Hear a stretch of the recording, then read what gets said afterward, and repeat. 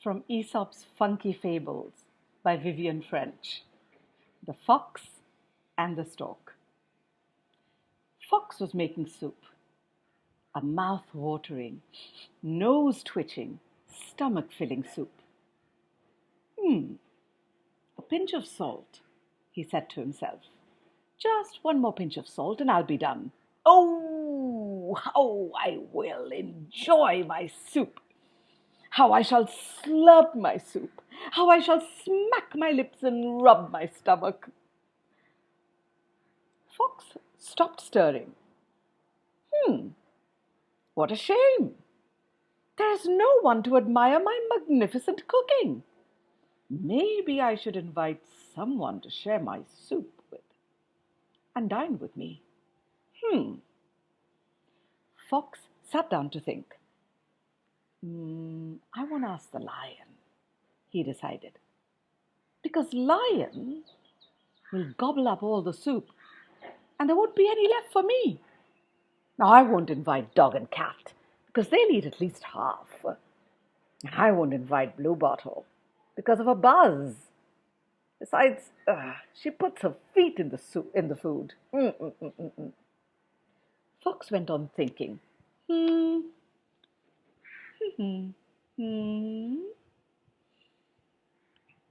Oh, I think I'll invite my friend Stalk.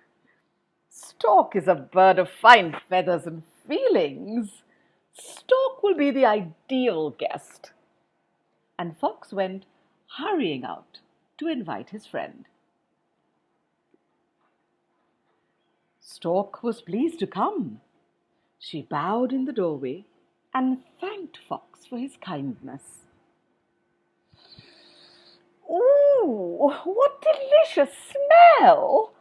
Mr. Fox, what a wonderful cook you must be! I am most honored to be asked to share your soup. Fox bowed back and he grinned a foxy grin.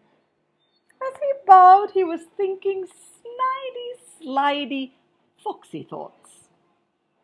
Aha, he said to himself. Mrs. Stork loves the smell of my soup, but what if she loves the taste?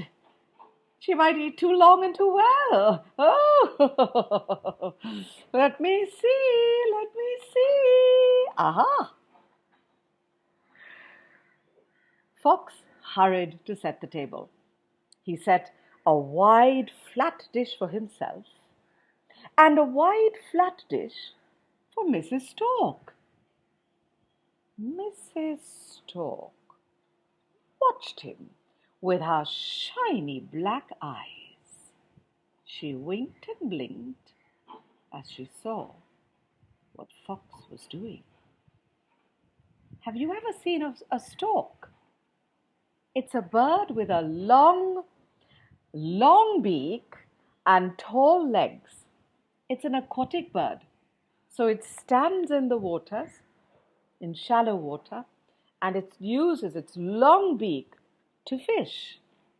Now, can you imagine a bird with a long beak eating out of a flat plate?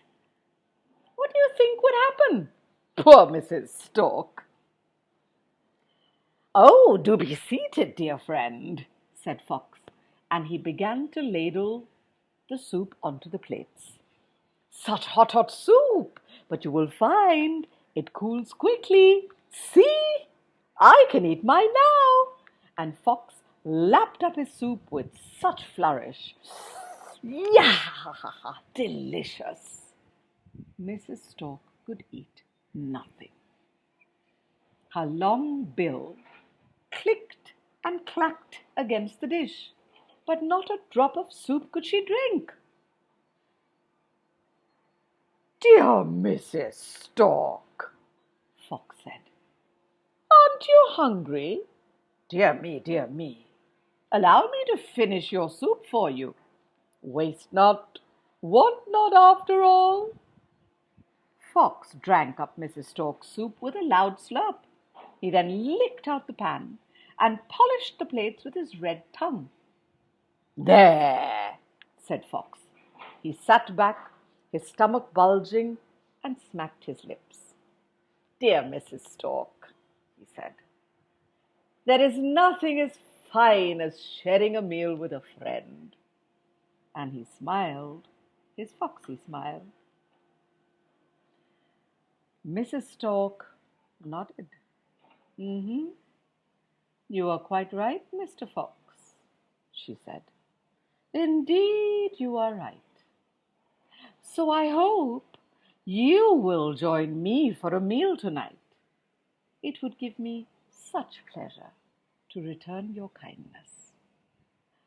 Fox shuffled a little and pulled on his whiskers. His slippery, slidey thoughts slid round in his head. Was Mrs. Stalk staring a little coldly with her bright, shining eyes? But a free meal is a free meal, and there isn't any soup left, not a drip, not a drop. "I shall be delighted," Fox said. Mrs. Stalk bowed once more in the doorway. "Until tonight," she said, "and the pleasure will be all mine."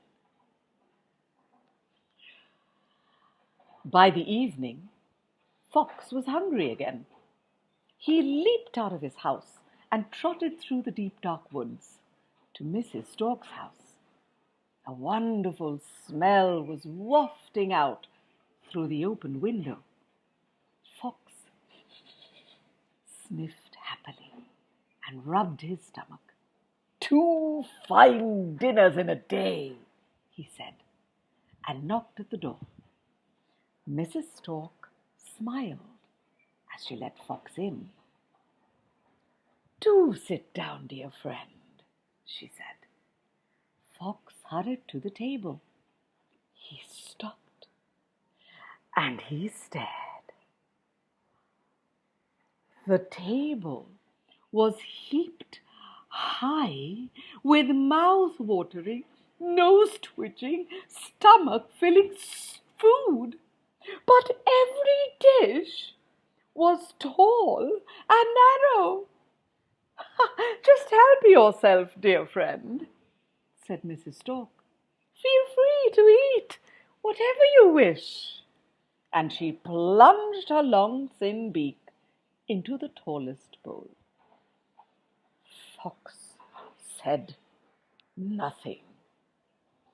His stomach was howling and growling with hunger, but Fox said nothing at all.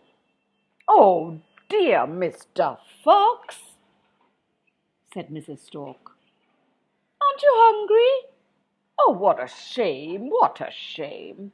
Allow me to finish your meal for you." And she did.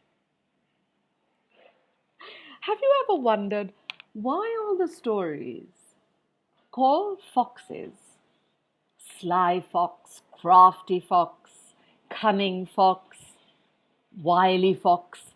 Why does man give fox such a bad reputation? How come we never use those words with bears or cheetahs or leopards or tigers? Why is it that we use them with foxes? Have you ever thought? Give it a think and let me know what you think. Thank you so much for listening. Bye.